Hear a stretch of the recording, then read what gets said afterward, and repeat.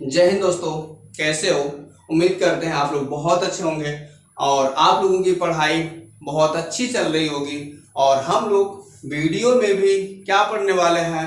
हम लोग वीडियो में पढ़ रहे हैं वैद्युत विभव के एक एक वीडियो का धीरे धीरे हम लोग निपटारा करते हुए जा रहे हैं, समाप्त करते हुए जा रहे हैं। और उसी क्रम में आज हम लोग पहुंचे हुए हैं यहाँ पर क्या है, दो बिंदु आवेश के कारण निकाय की वैद्युत स्थितिज ऊर्जा। आज के वीडियो में हम ये देखने वाले हैं, ये पढ़ने वाले हैं दो बिंदु आवेश के कारण निकाय की विद्युत स्थितिज ऊर्जा।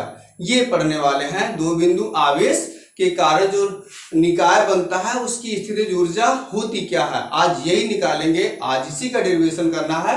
और ये इससे रिलेटेड सवाल परीक्षाओं में आते हैं, कभी कभी इसका फार्मूला आ जाता है, साथ साथ इसका डेरिवेशन भी आ सकता है। तो ये बहुत मस्त और बहुत अच्छा टॉपिक, बहुत आसान सा टॉपिक है। आप देखें, वास्तव में आपको देखने में और पढ़ने में इतना मजा आएगा कि बस कहते कहते ये कंप्लीट हो जाएगा। तो चलते हैं इसे हल करने।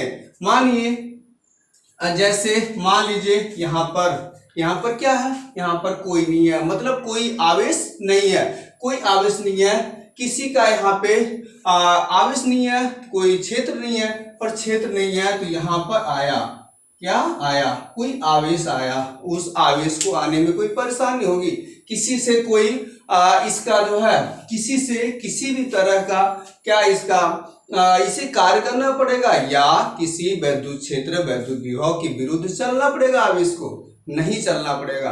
इसलिए इस आवेश को यहाँ आने में कोई कार्य नहीं करना पड़ेगा, क्योंकि भाई जब यहाँ पर ये आया है, जब ये आया है यहाँ कोई नहीं था। जब जहाँ कोई नहीं रहता है वहां पे आने पे कोई विरोध करता है? नहीं करता। और विरोध नहीं करने का मतलब यहाँ पे हमें कोई बल नहीं लगाना पड़ेगा, कोई कार्य नहीं करना पड़ेगा। तो इस तरह से यहाँ पर ये आवेश आया, पहले कोई नहीं था, मींस विभव शून्य।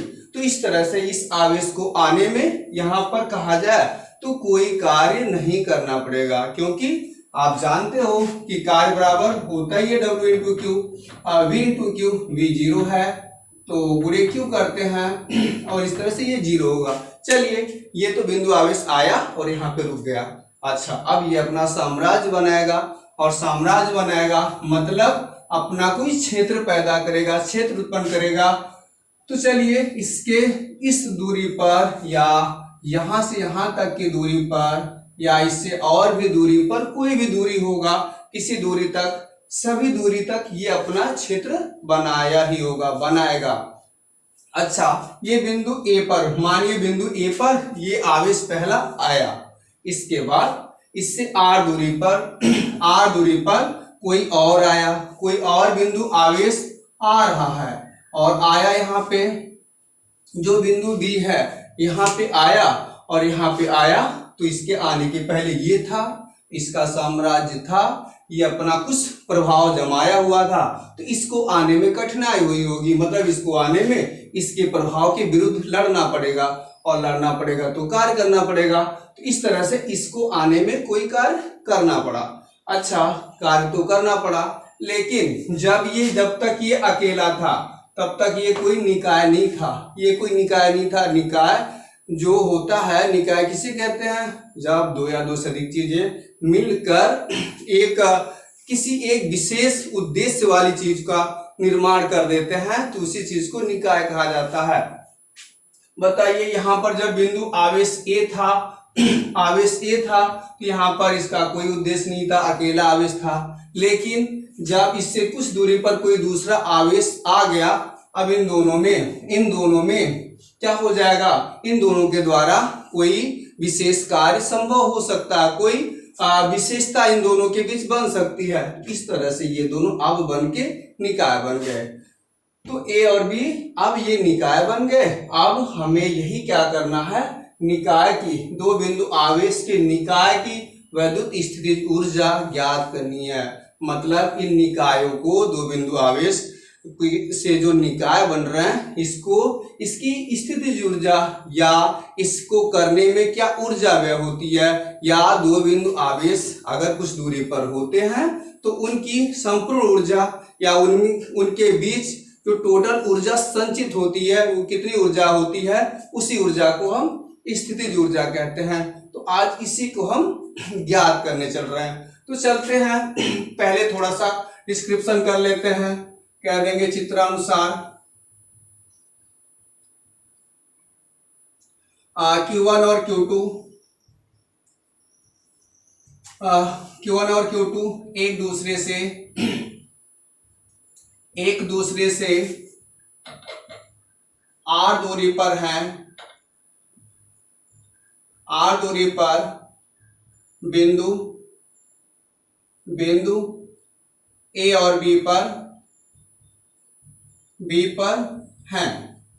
ओके, A और B पर हैं। अच्छा, तथा माध्यम का परावैद्युतांक की है, ऐसा मैंने कह दिया, मान लिया कि परावैद्युतांक का माध्यम है। अच्छा, तो इस तरह से ये आया, पहले ये आया, इस आवेश के कारण कुल ऊर्जा, कुल कार्य, तो कह दें अतः आवेश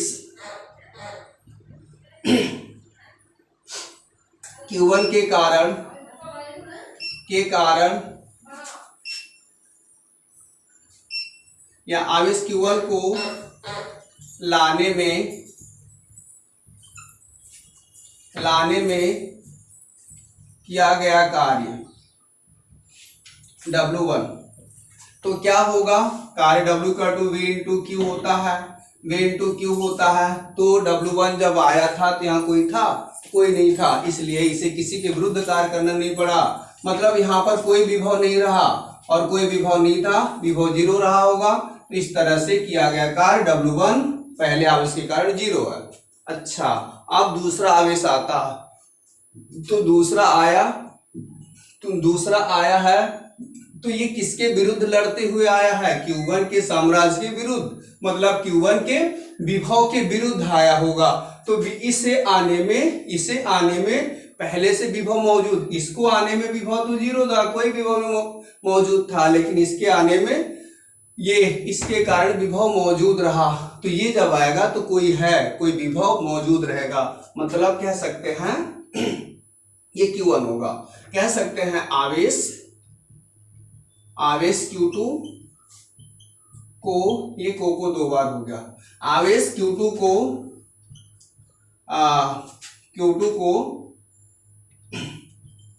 Q1 से R दूरी पर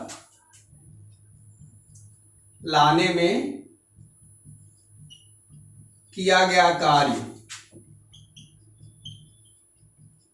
W2, क्या होगा, W2 बराबर V इंटू Q। देखिए V इंटू Q2 कह सकते हैं भाई, ये आया तो पहले से आवेश रहा होगा, यहाँ के लिए 0 था, यहाँ के लिए तो कुछ है। अच्छा, W2 का मान क्या हो जाएगा, पहले आवेश कितना होगा, तो आप जानते हैं किसी बिंदु आवेश के कारण कुछ दूरी पर जो विभव होता है क्या होता है, ये होता है 1/4 पाई एप्सिलॉन नॉट के, माध्यम का परावैद्युतांक है के इंटू विभव मान बटे दूरी मैंने माना है R दूरी पर, क्या है, R दूरी पे आ रहा, इसलिए R कर दिया, और गुणे बताइए, ये तो V का मान है, गुणे Q2, ये बन गया।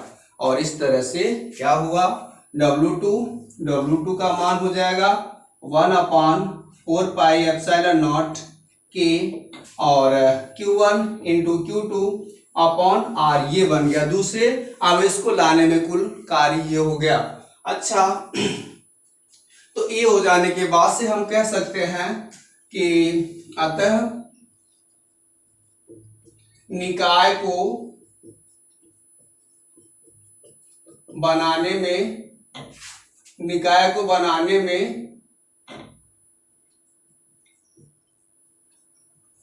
किया गया